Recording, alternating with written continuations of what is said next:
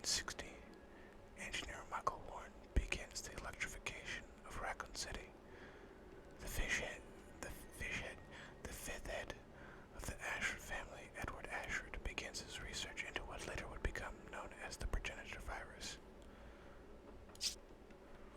Oswald E. Spencer enlists architect George Trevor to design and construct the reclusive mansion on the outskirts of Raccoon City. December 1966, Oswald E. Spencer, James Marcus, and Edward Ashford officially established the progenitor virus, which reconstitutes living organisms' DNA. 1967, November. The construction of the mansion and lab facilities in the Arklay Mountains is completed. Jessica and Lisa Trevor are injected with the variant of the progenitor virus. The virus fails to establish itself in Jessica, and she is subsequently disposed of. The virus shows promise in Lisa, and as a result, she is placed under close observation. George Trevor is chosen to be a test subject. However, due to his intimate knowledge of the mansion facility, he is disposed of instead.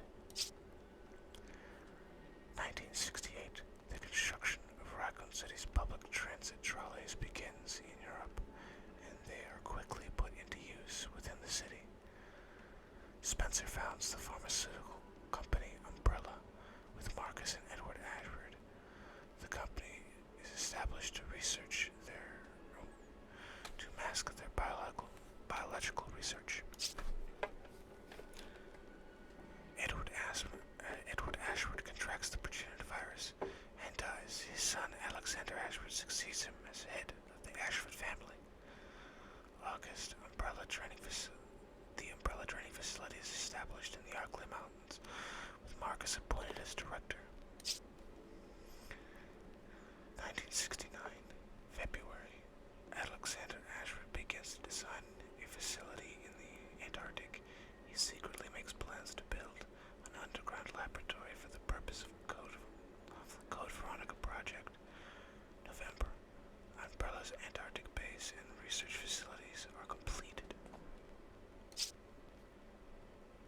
The Code Veronica project is successful. The twins Alfred and Alexia Ashford are born in 1971.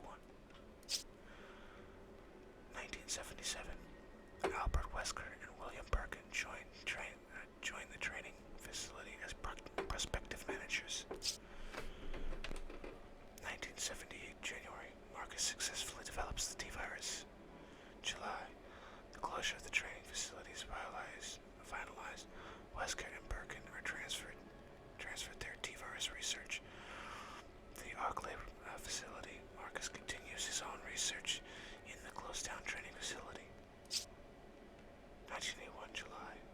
Although only 10 years old, Alexia Ashford graduates to the top of her class from a prestigious university. Wow, smart kid. Birkin begins to view Alexia as a rival.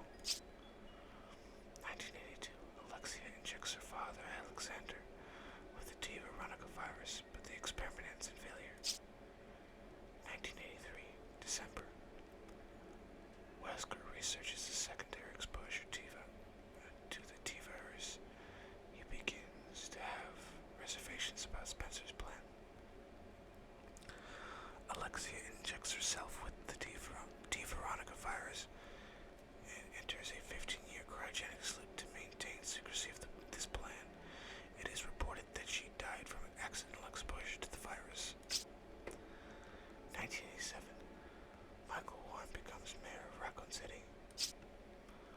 1988, Wesker, under orders from Spencer, assassinates Marcus and Birkin's guidance. The T-virus program begins the development of the BOW Tyrant.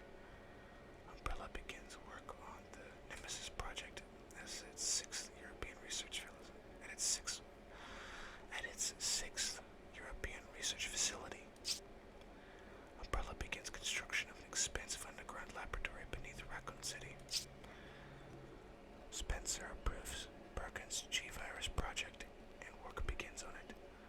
Wesker is transferred to the Information Department. 1992. Umbrella contributes funds for the refurbishment of City Hall and the building of the General Hospital. A statue of Michael Warren is erected in City Hall. 1993. Raccoon City Police Chief Brian Irons begins conducting negotiations with Umbrella. Birkin transferred to the underground lab in Raccoon City.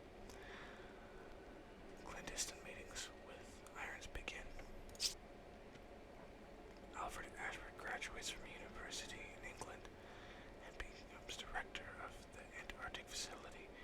He rises up the ranks and eventually becomes an executive of the Umbrella, and then director of the Rockford Island. December, a training facility for 4 anti-BOW squad members is completed.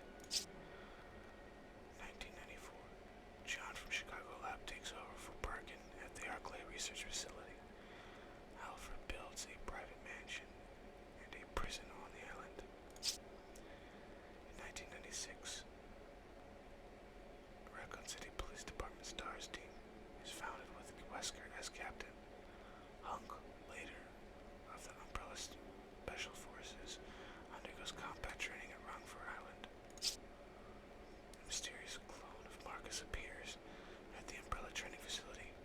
There's a large-scale viral leak at the Arclay Mansion. The research lab there is destroyed. Super's claims its first victim, a 20-year-old woman, whose body is found dismembered. That's terrible. June super sightings are reported in a local Raccoon City magazine. 2 groups are sent to investigate the training facility. The first one is wiped out by BOWs located on premises. There's an increasing reports of accidents and missing persons in the Arclay Mountains. The city sends the STARS Bravo team to investigate. Bravo team's helicopter experiences engine trouble for unknown reasons and is forced to be put down in the Arclay Mountains. Bravo team takes the Elliptic Express to investigate the training facility, which is later destroyed.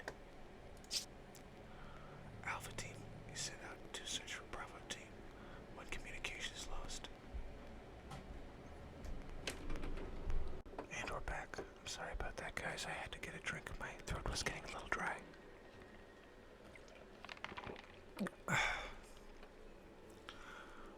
Okay, so where were we?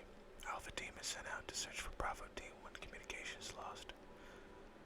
The occurrence of the mansion incident. That's where the first game takes place. Bravo team leader Enrico Marini, I guess it's AC's last name, learns Wesker's true identity. Wesker murders Enrico. Oh. Well, that sucks. Ravaged by the virus, the mansion and the lab are destroyed. 4 members of Alpha team and 1 member of Bravo team escapes the catastrophe. Survivors: Chris Redfield, Jill Valentine, Barry Burton, Brad Vickers, and Rebecca Chambers. Wesker escapes the Arclay Mountain Research Facility before it's destroyed. August, former STARS member Chris Redfield learns of the G-Virus and heads out to Europe to investigate Umbrella. The virus spreads throughout Raccoon City via infected mice. The city is declared a biohazard incident. As incidents of cannibalism continue to rise, Birkin completes work on the G-Virus.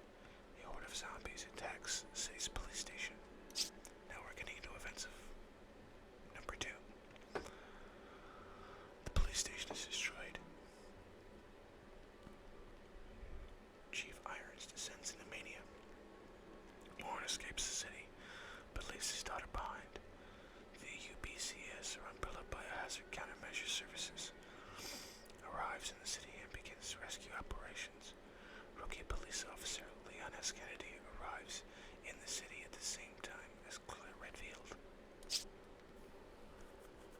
Umbrella deploys the BOW Nemesis Type T into the city and begins its hunt